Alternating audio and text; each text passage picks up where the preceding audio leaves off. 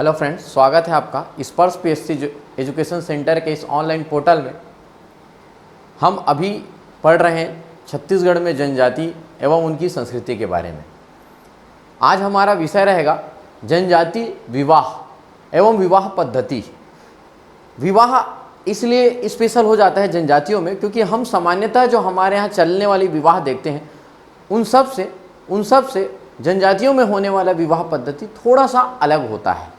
और अलग होने के साथ साथ कई रूप में विवाह होने के साथ साथ सभी प्रकार के विवाह को उनके समाज में मान्यता दी गई है।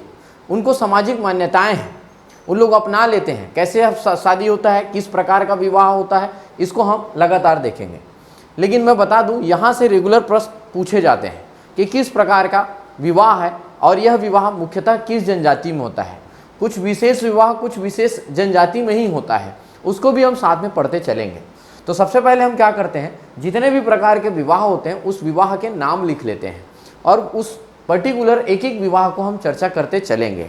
तो जनजातियों में अगर हम सबसे पहले विवाह की बात करें तो उसको कहा जाता है सामान्य विवाह। ये लो भाई, ये मैं लिख दिया आपका सामान्य विवाह नंबर 1।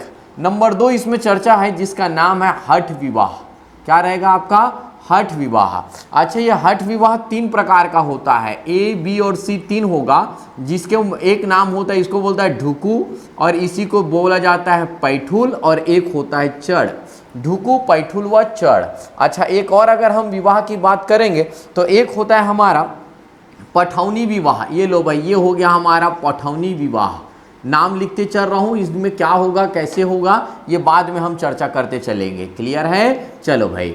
अच्छा, अगर एक और विवाह इसी में बात करेंगे तो एक होता है सेवा विवाह। ये लो भाई, ये हो गया आपका कौन सा विवाह? सेवा विवाह।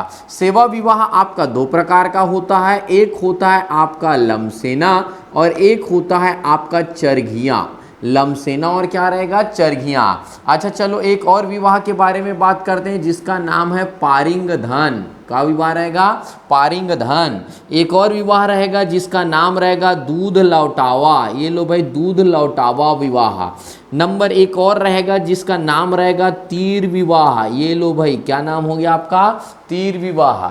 चलो यहाँ पे अब देखना शुरू करते हैं हम लोग। 8वां नंबर अगर हम बात करेंगे तो ये रहेगा आपका भगौनी, या इसी को बोला जाता है उड़रिया विवाह। क्या बोला जाता है? भगौनी या उड़रिया विवाह।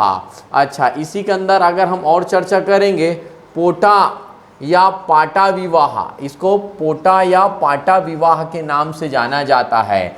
एक और बात विवाह करेंगे तो वो रहेगा नारंग विवाह। किस प्रकार का विवाह के नाम से जाना जाता है? नारंग विवाह।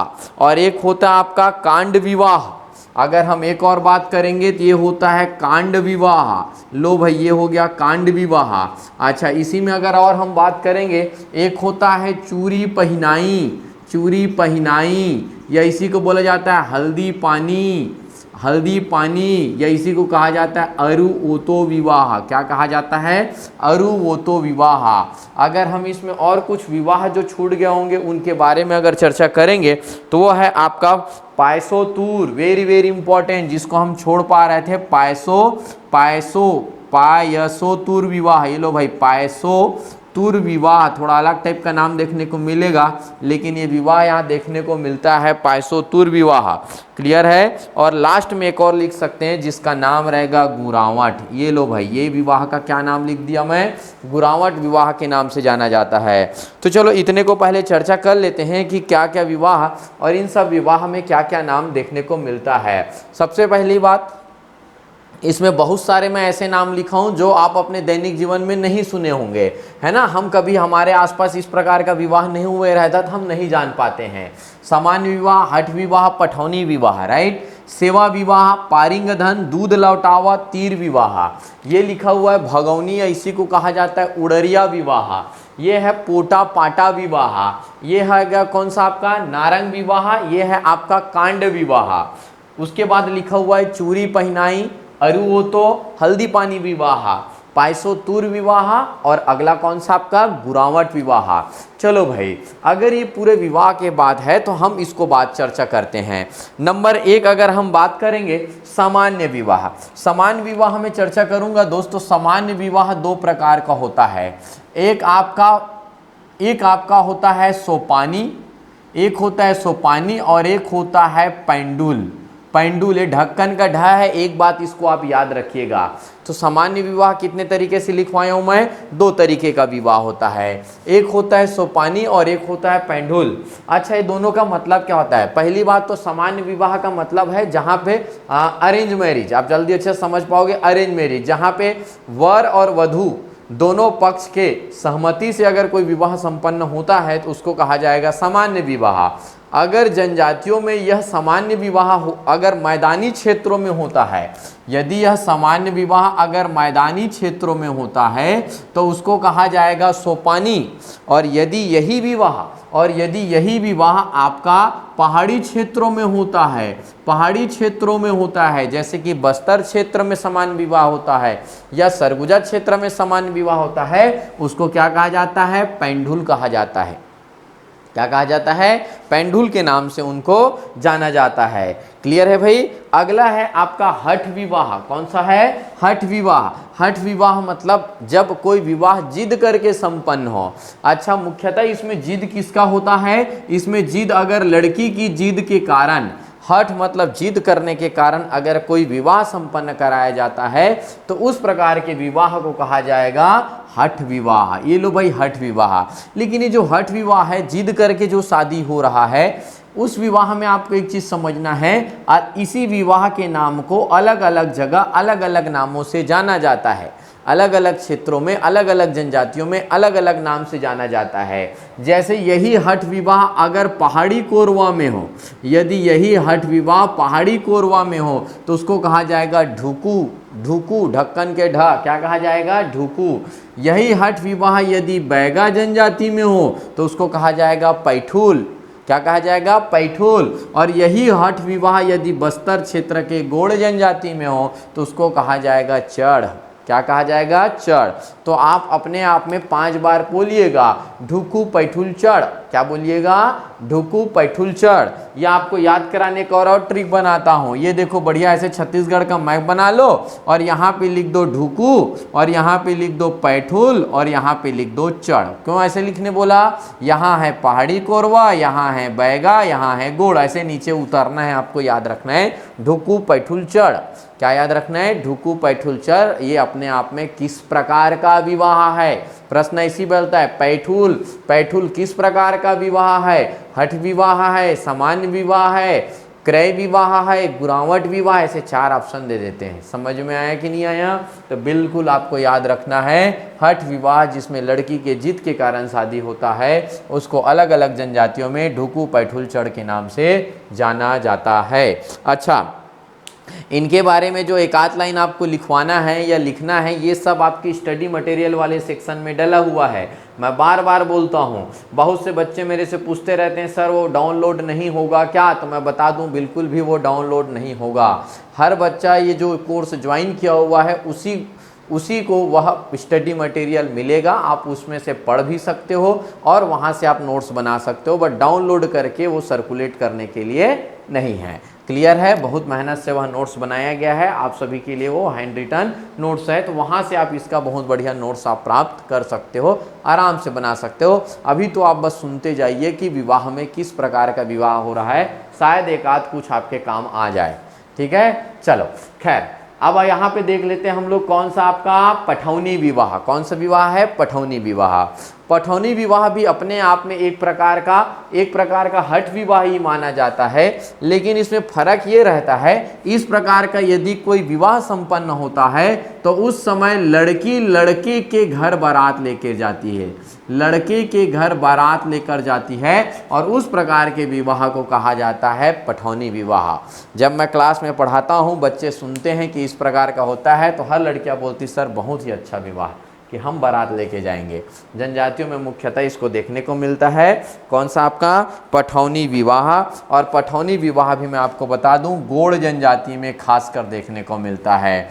मैक्सिमम जो विवाह पद्धति है आपको गोड़ जनजाति में ही मिलेगा, और गोड़ जनजाति में इसलिए मिलेगा क्योंकि अधिकतम संख्या भी उन्हीं की है छत्तीसगढ़ की जनजातियों में, तो भाई जिनकी ज़्यादा जनसंख्या उनके बारे में ज़्यादा जानकारी मिलेगा।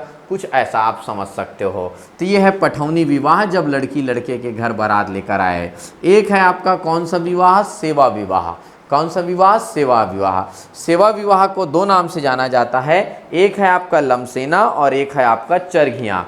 पहले तो आपको समझिएगा ये सेवा विवाह क्या होता है। सेवा विवाह में क्या होता है, लड़का, वर, होने वाला वर, ऐसा कह सकते हो आप, वर कहना गलत होगा, जो वर है वो वधू पक्ष के यहाँ, मतलब लड़का लड़की वाले के यहाँ जाएगा, उसके घर में रहेगा, वहाँ घर में सेवा करेगा, माँ बाप की सेवा करेगा, खेती करेगा, वन औषधि इकट्ठा करेगा, मतलब लड़का अपने होने वाले ससुराल में रहकर उसके घर वालों की सेवा करेगा। और सेवा करने के पश्चात ऐसी कम से कम 5 महीना 6 महीना उसको रखते हैं, कभी कभी साल भर रखते हैं, एक फसल के उत्पादन तक रखते हैं, और लगता है कि अरे ये बहुत अच्छा लड़का है, इतने दिनों बाद लगता है अच्छा लड़का है, इनके द्वारा जो कार्य किया जा रहा है वो इतना अच्छा है कि मेरी पुत्री का ये लालन पालन कर सकता है, तो उस समय फिर विवाह के लिए अनुमति दे दी जाती है। समझ में आ रहे हैं? तो लड़का जो है लड़की वालों के घर में रहकर सेवा करता है। लेकिन मैं आपको एक बात भी बता दूं, अगर वो लड़का 6 महीना रह लिया तो उसके बाद भी उसको मना किया जा सकता है, नहीं भैया तुम्हारे 6 महीने काम से हम प्रसन्न नहीं हैं,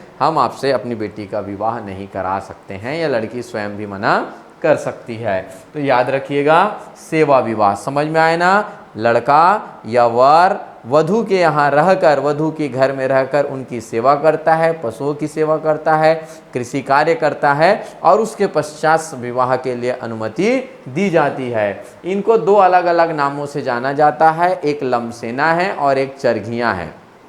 एक लमसेना है, ये चरघिया है। यदि यही सेवा विवाह अगर बैगा जनजाति में संपन्न हो तो वो लमसेना कहलाएगा, और यदि यही विवाह आपका गोड़ जनजाति में संपन्न हो तो वह कहलाएगा चरघिया। क्या कहलाएगा? चरघिया। नोट्स में बराबर आप इसमें परिभाषा लिखिएगा दोस्त, क्योंकि आज आप मेरे से सुन रहे हो, आपको बहुत मजा आएगा, लेकिन 10 दिन बाद मैं कौन से विवाह में क्या बताया हूँ ये हमेशा याद रहे जरूरी नहीं है, तो छोटा छोटा उनके बारे में नोट्स से देखकर आप लिख लीजिएगा। अगला है पारिंग धन। पारिंग धन में धन को नोटिस कीजिएगा, पारिंग धन में धन को नोटिस कीजिएगा। अच्छा, पारिंग धन जो है इसी विवाह का दूसरा नाम है, जिसका नाम है क्रय विवाह। कौन सा विवाह के नाम से जाना जाता है? क्रय विवाह के नाम से जाना जाता है। इस पारिंग धन विवाह में क्या होता है, वधु मूल्य चुकाकर विवाह संपन्न कराया जाता है। मतलब वर पक्ष जब एक वधु को लेकर आता है तो वधु के माँ बाप को, लड़की के माँ बाप को कुछ धन मुहैया कराता है। अच्छा, धन के रूप में वो पैसा भी हो सकता है, धन के रूप में पशु भी हो सकता है, धन के रूप में अनाज भी हो सकता है। मतलब बहुत ही अच्छा सिस्टम है। आप कह सकते हो दहेज प्रथा का जस्ट विपरीत रूप में है। दहेज में लड़की वाले लड़के को देते हैं, लेकिन पारिंग धन में लड़के वाले लोग लड़की वाले को देते हैं, और देने के पश्चात ही, कुछ देने के पश्चात ही उनसे वधू लेकर आते हैं। तो इस प्रकार है पारिंग धन, इसको याद रखना, क्रय विवाह। क्योंकि बातों से ऐसा, उस पूरे पद्धति से ऐसा लगता है कि लड़की को क्रय किया गया हो। वैसे ये बात बोलना बहुत गलत होगा, नहीं तो ऐसा बोलेंगे तो सामान्य विवाह जो हमारे मैदानी क्षेत्रों में होता है उसमें तो हम ये कहेंगे कि लड़की ने लड़के को क्रय किया है, अगर वो दहेज लिया है तब, है ना, लड़की ने खरीदी है लड़के को करके, तो इसको लेकिन क्रय विवाह के नाम से जाना जाता है। पारिंग धन, धन मतलब पैसा कौड़ी का मामला आएगा, क्रय विवाह होगा। ये बात समझ में आए ना। और अगर मुख्यतः आपसे पूछा जाए, या आप मेरे से पूछोगे सर किस जनजाति में इस प्रकार का विवाह देखने को मिलता है, तो वह है आपका खैरवार जनजाति। कौन सी जनजाति? खैरवार। और जैसी मैं खैरवार बोल रहा हूँ, आपको वो खैरवार वाले जगह में पहुँच जाना है। कहाँ है खैरवार वाला जगह? आपका सरगुजा बेल्ट में रहता है खैरवार जनजाति, जो खैर वृक्ष से कत्था निकालने का कार्य करती है। तो समाप्त करते हैं। तो ये समाप्त हुआ कौन सा विवाह? आपका पारिंग धन विवाह। अगले विवाह का नाम है जिसको कहा जाता है दूध लौटावा। क्या कहा जाता है? दूध लौटावा। दूध लौटावा विवाह का मतलब यह है, यदि ममेरे फुफेरे भाई बहन के बीच में अगर विवाह संपन्न होता है, ममेरे फुफेरे मतलब मामा के बेटे से, बेटी से, फूफा बुआ के बेटे बेटी के बीच में विवाह यदि होता है, खैर स्पेशल जनजातियों में क्या बोले, ये हमारे बीच में भी बहुत से ऐसे जाति वर्ग हैं जिनके मध्य में इस प्रकार का विवाह देखा जाता है। तो दूध लौटावा में यदि ममेरे फुफेरे भाई बहन के बीच में यदि विवाह संपन्न होता है तो उनको दूध लौटावा विवाह कहा जाता है। मैं मुख्यतः अगर आपसे पूछा जाए कि दूध लौटावा विवाह सर्वाधिक कौन सी जनजाति में प्रचलित है, तो आप बिल्कुल उस समय नाम लिखिएगा, परजा या ध्रुवा जनजाति में इस प्रकार का विवाह सर्वाधिक प्रचलित है। नाम आया दूध लौटावा, मतलब आपको समझ में आ गया नाम से कि जिससे दूध का रिश्ता हो। और ममेरे फुफेरे में क्या होता है, कहीं ना कहीं एक दूसरे से दूध का रिश्ता होता है, तो इसी को कहा जाता है दूध लौटावा विवाह। अगला है तीर विवाह। इसके बारे में मैं थोड़ा सा पहले चर्चा कर ही चुका हूँ। तीर विवाह वह विवाह होता है जब किसी वधू का शादी ना हो पाने के कारण, या आप कह सकते हैं उनके साथ अगर कोई विपरीत परिस्थिति चल रही है और उस विपरीत परिस्थिति को टालना है, वैसी स्थिति में एक वधू का तीर के साथ विवाह करवा दिया जाता है, तो उनको कहा जाता है तीर विवाह।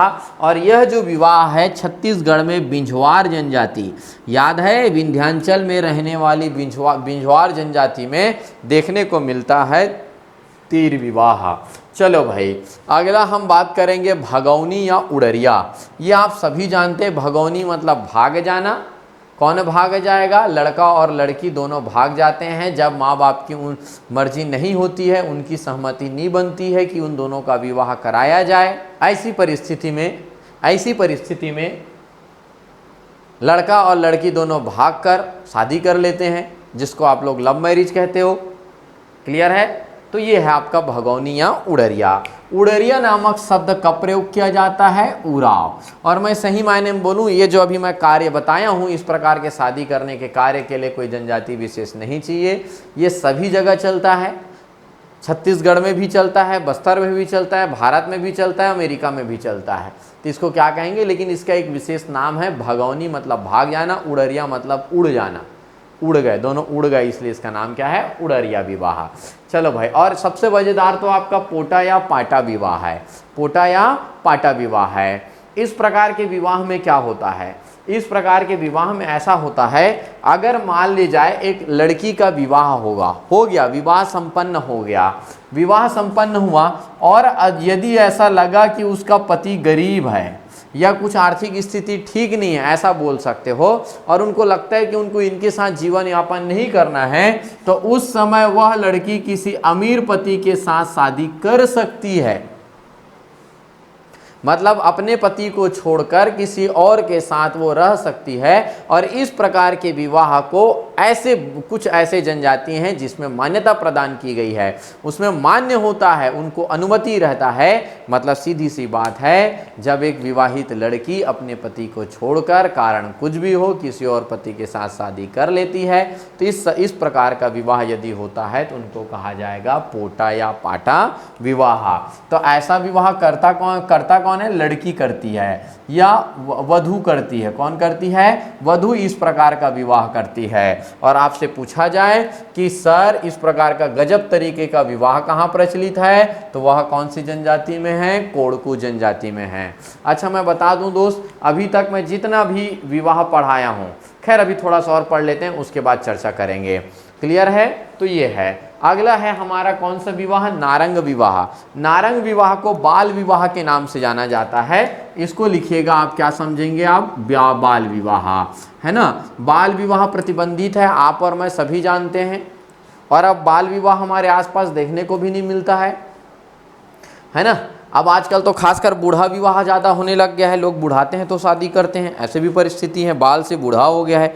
हाँ, लेकिन जनजातियों में आज भी बाल विवाह बहुत आयत में है भाई, है ना। बचपन में उनका शादी करा देना, 10 साल 12 साल की उम्र में शादी करवा देना, तो जो बाल विवाह कराया जाता है, ये बाल विवाह कराया जाता है, इसी बाल विवाह को नारंग विवाह किया जाता है। यह जो विवाह है वो सभी, चाहे उत्तर में रहने वाली जनजाति हो, मध्य में रहने वाली जनजाति हो और दक्षिण में रहने वाले जनजाति हो, सभी जनजातियों में इस प्रकार का विवाह देखने को मिलता है।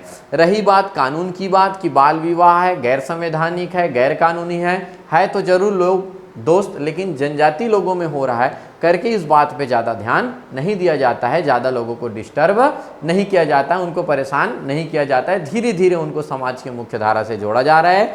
और ये भी बता दूं कि अब उनमें भी यह नारंग विवाह बहुत कम हो रहा है, बाल विवाह पहले की अपेक्षा बहुत कम हो चुका है। चलो भाई, अगला है कांड विवाह। क्या नाम है आपका? कांड विवाह। कांड विवाह आप नाम से थोड़ा सा लगेगा कि क्या कांड हो रहा है, लेकिन बहुत आसान है। इसको कहा जाता है तीर विवाह। क्या कहा जाता है? तीर विवाह। एक्चुअल में ये नारंग विवाह का सब्स्टिट्यूट है। नारंग विवाह का सब्स्टिट्यूट है। कैसे सब्स्टिट्यूट है आप समझिएगा।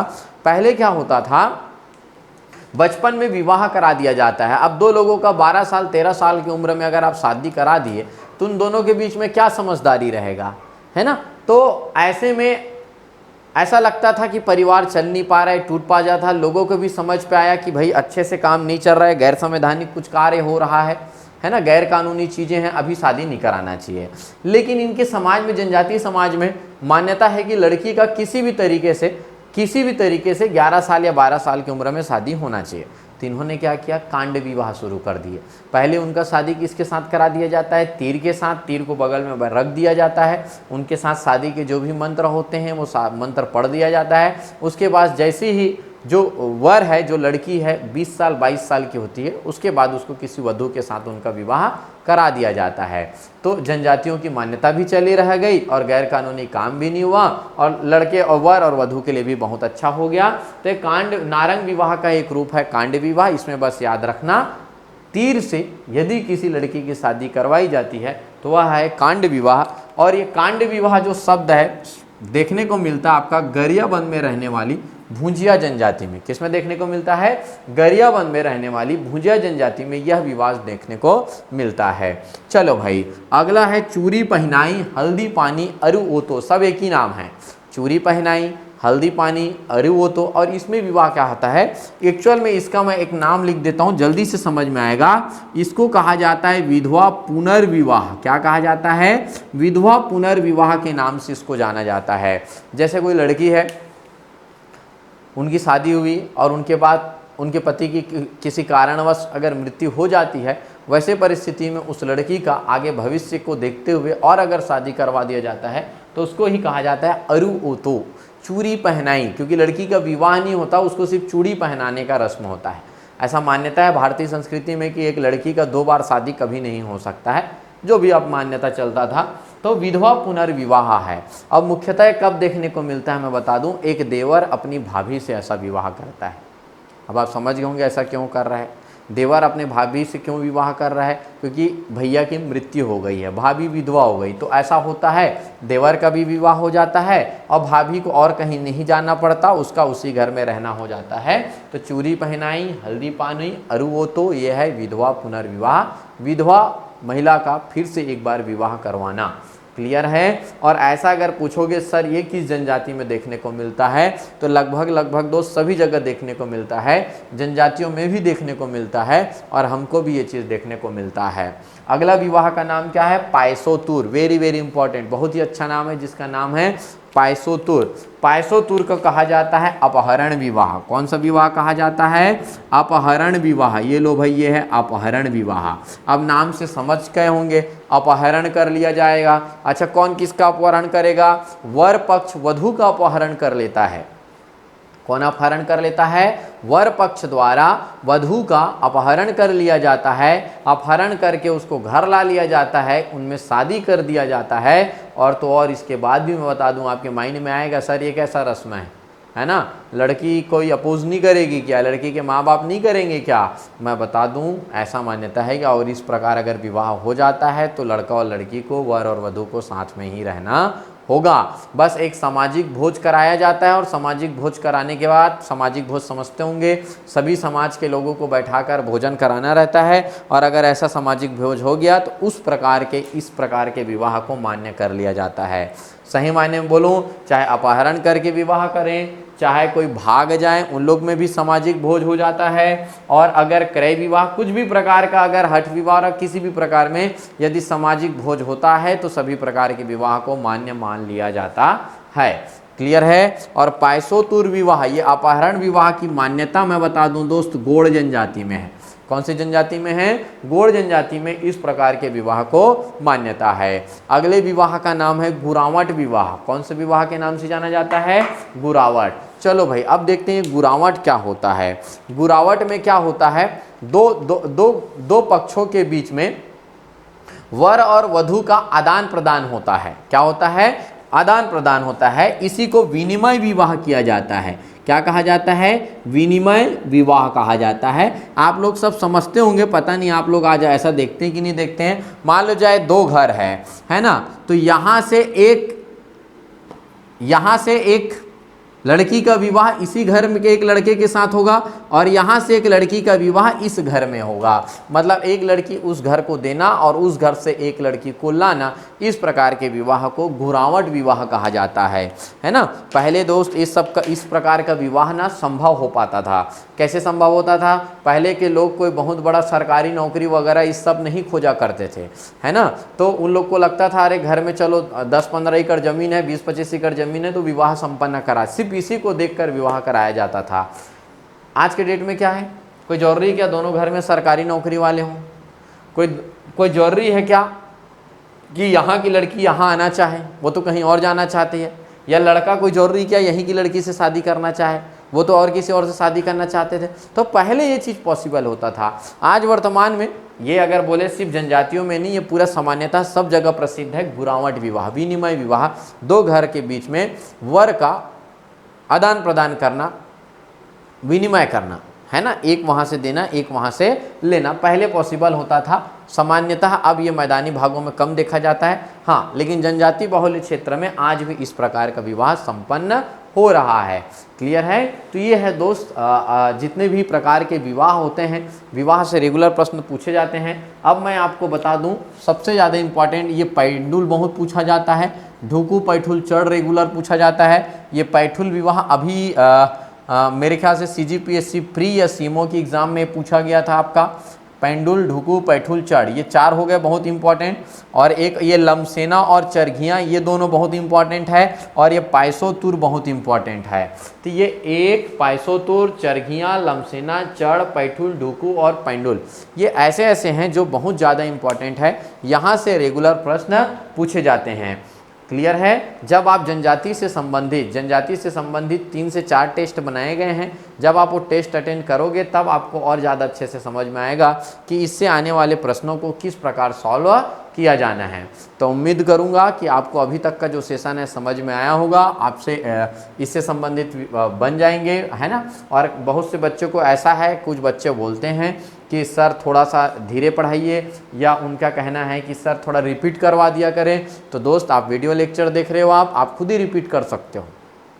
एक बार मेरे को सुन लिया आप लोग क्या क्या होता है, फिर से आप शुरू कीजिए, आपको और बहुत अच्छे शुरुआत कीजिए। तो मैं जो रिपीटेड जो बार बार बोलूँगा वो ऑलरेडी उसमें फैसिलिटी अवेलेबल है, आप उसको रिपीटेड चलाइए, आप रिपीटेड सुनेंगे। तो इस प्रकार का यह है जनजातीय विवाह। क्लियर है? पहले तो आप लोग शब्द याद कीजिए। अब जितने भी जनजाति से संबंधित जो नाम आप सुन रहे हैं उसको बार बार बोलिए। घर में पायसोतुर बोलिए, लमसेना बोलिए, चरघियाँ बोलिएगा।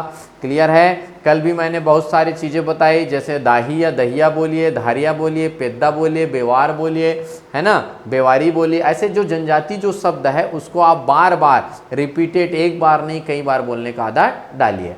क्लियर है दोस्त? तो इस प्रकार इस सेशन को मैं यहीं पर रोकता हूँ। जनजाति विवाह से संबंधित हम अपने अगले वीडियो लेक्चर में देखेंगे जनजातियों की उपजाति के बारे में, और चर्चा करेंगे जनजातियों से संबंधित मृतक संस्कार के बारे में।